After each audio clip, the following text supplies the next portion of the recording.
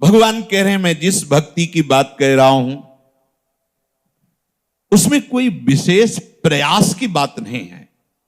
कहु भगति पथ कवन प्रयासा, जोग न मख जप तप उपवासा, सरल स्वभाव न मन कुटिलाई, जथा लाभ संतोष सदाई।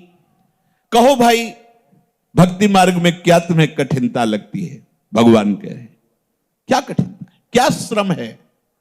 मैं ये तो नहीं कह रहा कि आप अष्टांग योग, आसन प्राणायाम प्रत्याहार ध्यान धारणा समाधि यम नियम, ऐसा तो नहीं कह रहा, भक्ति की बात कर रहा हूं।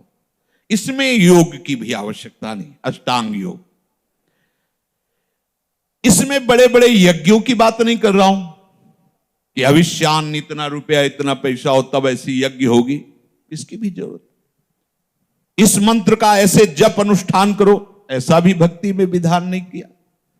कठोर तपस्या का ऐसा भी आदेश नहीं किया। हां, यहां जो आवश्यकता है उसको समझो। मन में कपट न रखो, सरल स्वभाव न मन कुटिलाई।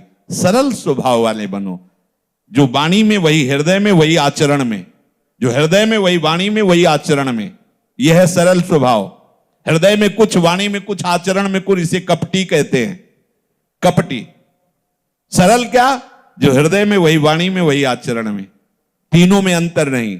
जो हृदय में चल रहा है वही वाणी में बोल रहे वही आचरण में है। आचरण कुछ और, मन कुछ और, वाणी कुछ और, यही कपटी पुरुष का लक्षण। और प्रभु कहते मोहि कपट छल छिद्र न भावा। भक्ति में कपट बहुत बाधक है। सरल स्वभाव न मन कुटिलाई। प्रभु कह रहे भक्ति में स्वभाव सरल चाहिए। सरलता का स्वरूप मन, वचन और चेष्टा एक, जो मन में वही वचन में वही चेष्टा में।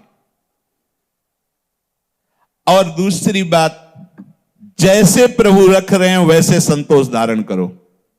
जैसे प्रभु, जथा लाभ संतोष सदा, काहू सो कछु न चाहोगो। यहां कह रहे जथा लाभ संतोष सदाई।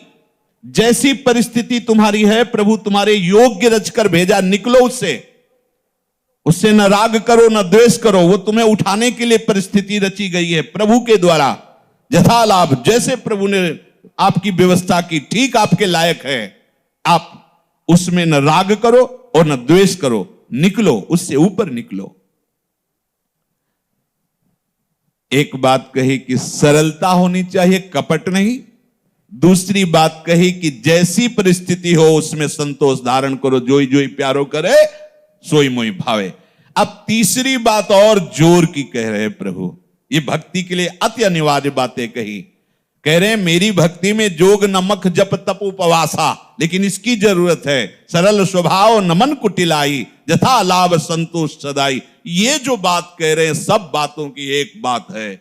कह रहे मोर दास कहाई नर आसा, करई तो कहू कहां विश्वासा, बहुत कहाऊं का कथा बढ़ाई, यही आचरण बश्य में भाई। मेरा दास कहलाकर किसी मनुष्य की आस करे तो बोलो ये क्या मेरी भक्ति है, क्या मेरा विश्वास है, क्या ये मेरा दासत्व है? मोर दास कहाई नर आसा, करई तो कहू कहां विश्वासा। मेरा दास कर, अरे अनंत शक्तियों के स्वामी प्रभु, किसी की तरफ आंख उठा के भी नहीं देखना कि ये कभी हमारे काम में आ जाएगा, ये कभी अवसर आने पर हमारा सहयोग करेगा। धिक्कार है ऐसी दासता को जो प्रिया प्रीतम के चरणारविंद का आश्रय लेकर किसी और की तरफ देखना पड़े। ये आंखें फूट जाएं जो किसी और की तरफ देखे, ये कान फूट जाएं जो किसी और की बात पर विश्वास करके सुने उसे। नहीं, हमें प्रिया प्रीतम की बात, प्रभु की, हरि गुरु की बात, बस श्रवण फुटो जो अन सुनो श्री राधा जस बैर। हमारे मुख में जो जिह्वा है वो अनन्य भाव से अपने आराध्य देव की रटन में गुण लीला में रहे, अन्यथा मूक हो जाए, वाणी अंतर्हित हो जाए, बोलना बंद हो जाए या जबान कट जाए। ये निष्ठा, कितना आनंद है। इतने बड़े प्रभु ठेका ले रहे हैं, मेरा दास, फिर क्या उदास, फिर क्या दूसरों से आस, क्या भरोसा किसी और का। प्रभु का बल महाबल, अन्य आशा नहीं। हम लोग फंसे। देखो प्रभु कह रहे हैं भक्ति में ये तीन बातें अति अनिवार्य हैं। कपट मत रखो, सरल स्वभाव रखो।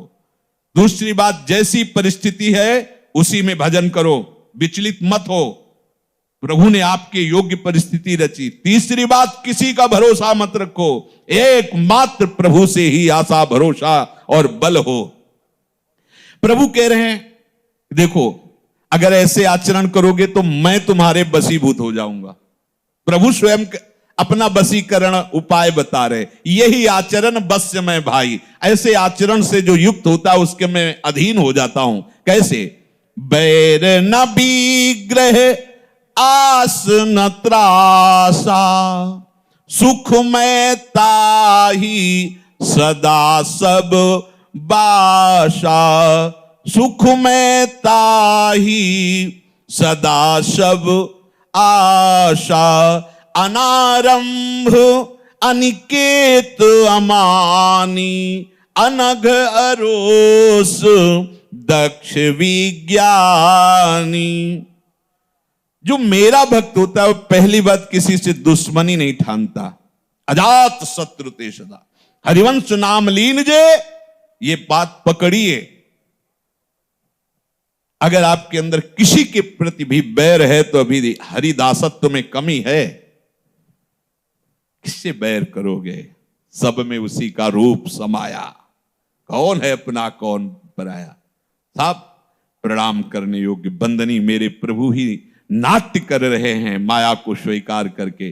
किसी को गाली नहीं देना, क्योंकि वो गाली सीधे प्रभु के पास जाएगी। उन्हीं को हम जान नहीं पा रहे, वही है। किसी से वैर नहीं और किसी से विग्रह नहीं। विग्रह माने लड़ाई झगड़ा। कुछ लोग प्रगट में लड़ाई झगड़ा नहीं करते लेकिन लड़ाई झगड़ा कराते रहते हैं।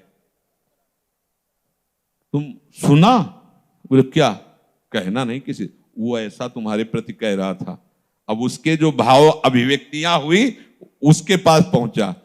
तुम जानते ना वो ऐसा ऐसा कह रहे थे, किसी दिन पक्का ऐसा हो जाएगा। किसी दिन क्या, आज ही शाम के हम, और चुप दूर खड़े देख रहे हैं। कुछ ऐसे मजेदार स्वभाव वाले होते कि दोनों को लड़ा के ऐसे भी भगवान की भक्ति नहीं कर पाते। चुगलखोर, ये भगवान की भक्ति। बच्चों ये सब है हम में, ये सब चीजें हम में हैं, इसलिए सावधान। हरिदासत्व में एक कलंक है, किसी का आश्रय लेना, किसी से वैर करना, किसी की लड़ाई झगड़ा कराना या लड़ाई झगड़ा करना। हम क्यों लड़ाई झगड़ा करें?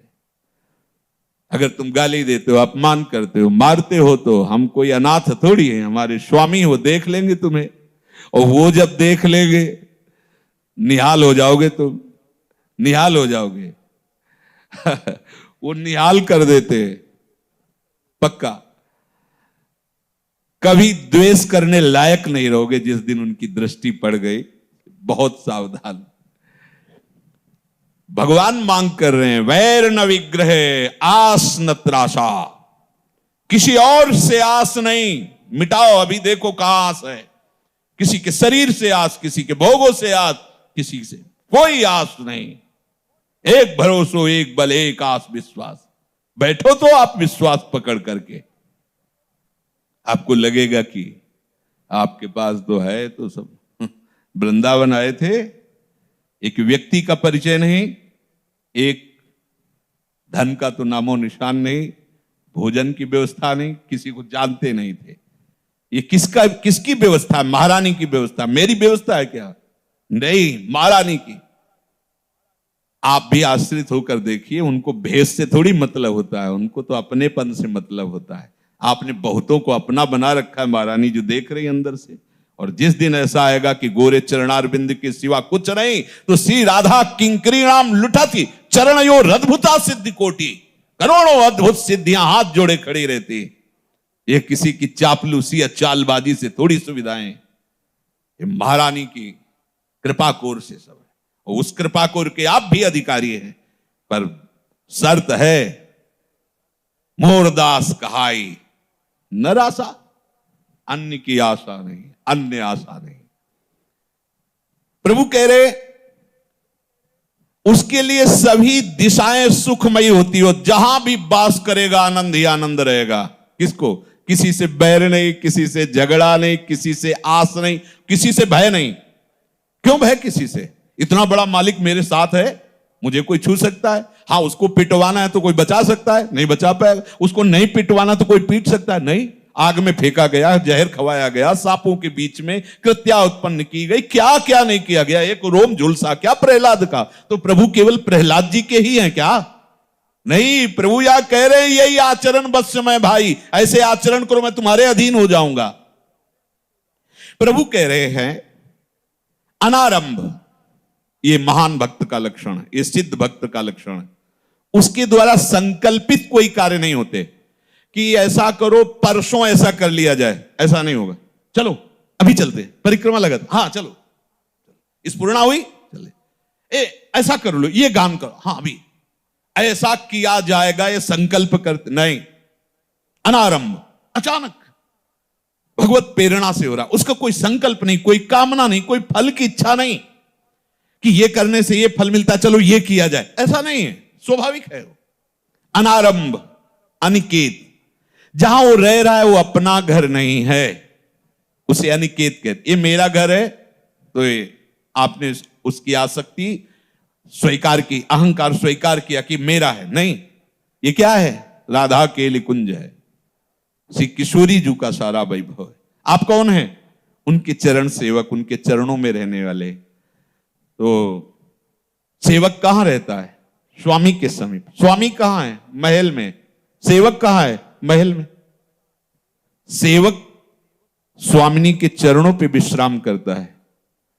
श्री राधा दुख चरण निवास, हमारे निकेत क्या है? स्वामिनी के चरणारविंद, वही अनिकेत है। घर की ममता शक्ति युक्त वो अनिकेत नहीं। भगवान कहते मेरा भक्त अनिकेत होता है, अर्थात घर में उसकी आसक्ति ममता नहीं होती है।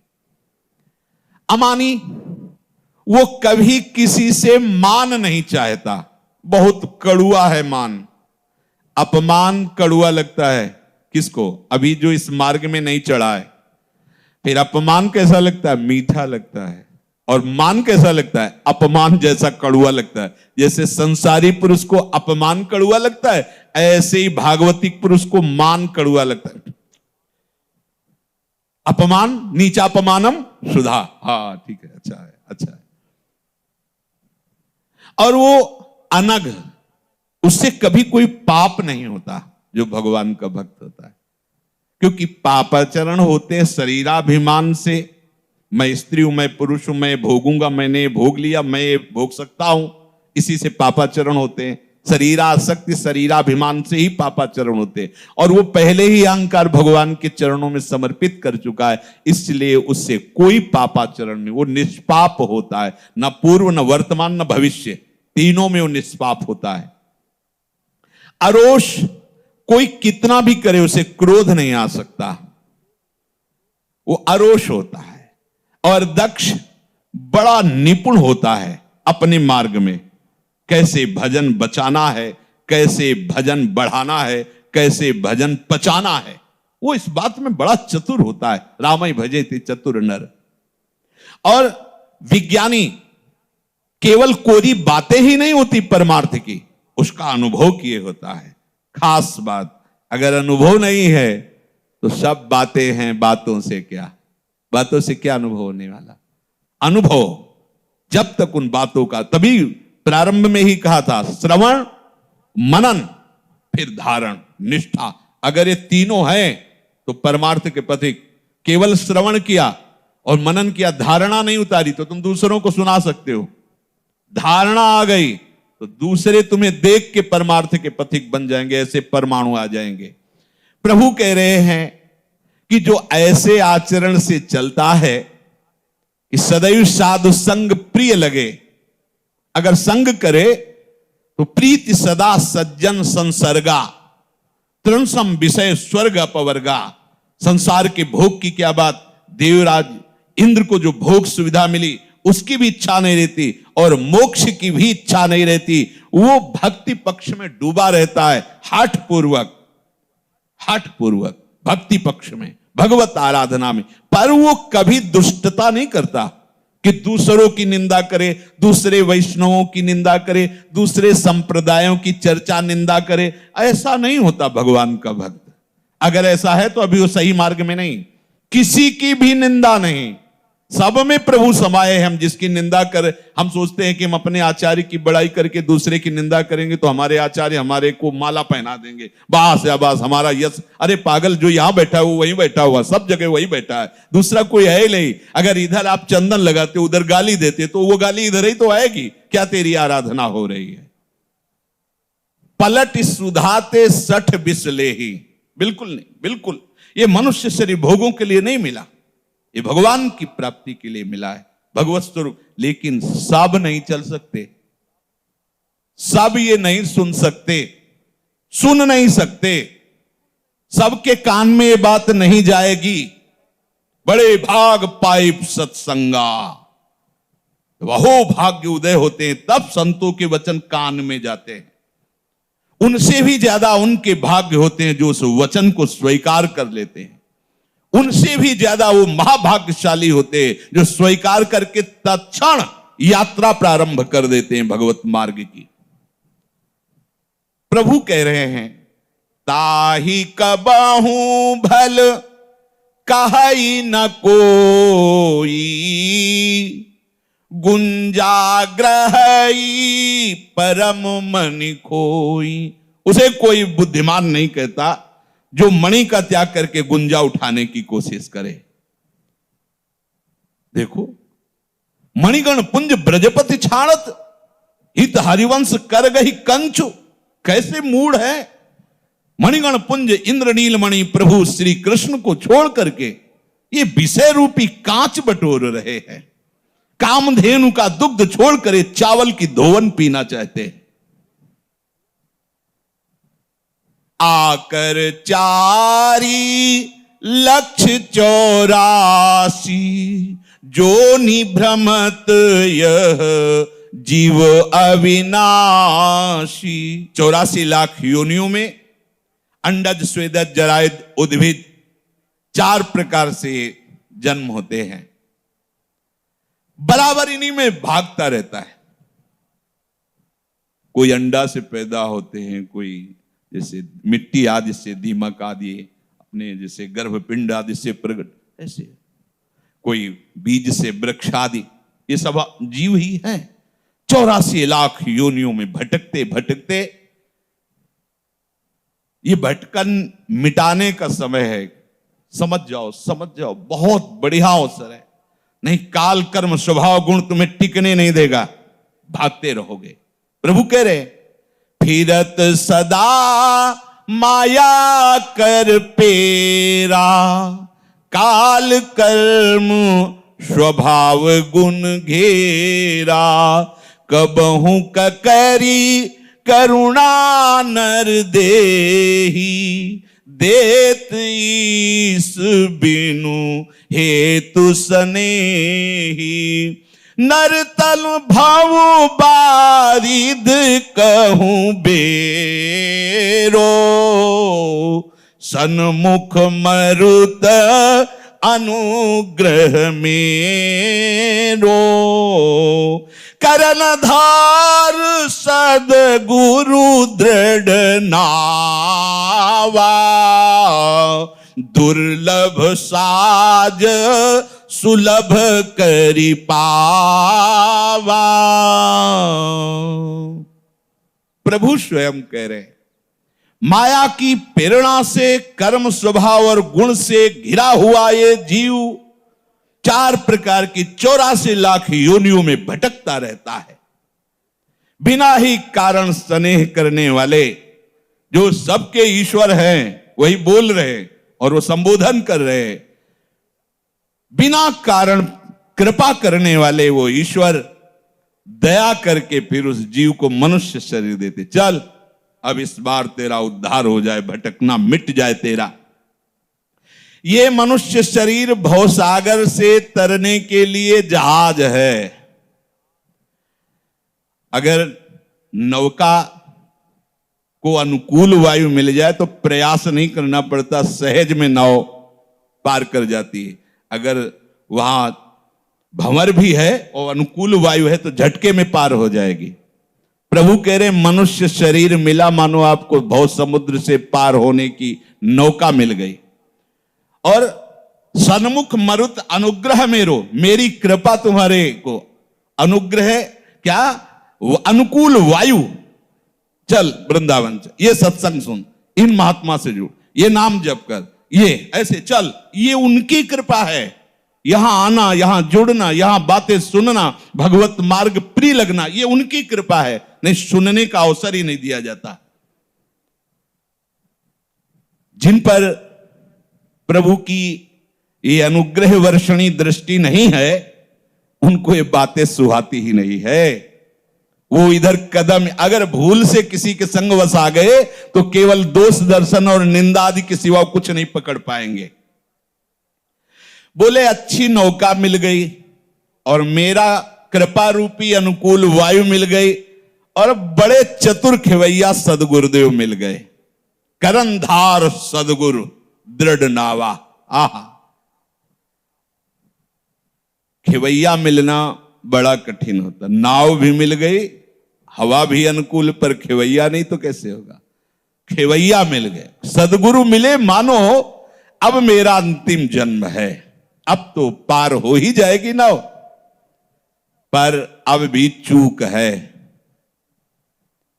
यदि ऐसा संयोग प्राप्त होने पर मनुष्य शरीर भगवत कृपा से नाम धाम रूप का आदि का परिचय, सदगुरुदेव की शरण, और यदि अब भी आसक्ति का त्याग करके भगवत प्राप्ति नहीं कर रहे हो तो कह रहे जो न तरे भव सागर नर समाज अस पाई, सो कृत निंदक मंदमती,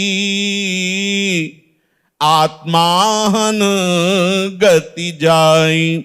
जिसे ऐसा सौभाग्य मिल गया है, मनुष्य शरीर रूपी नाव, भगवत कृपा रूपी अनुकूल वायु और सदगुरु रूपी चतुर खिवैया मिल गया है, और फिर भी वो भवसागर से पार नहीं हो पा रहा।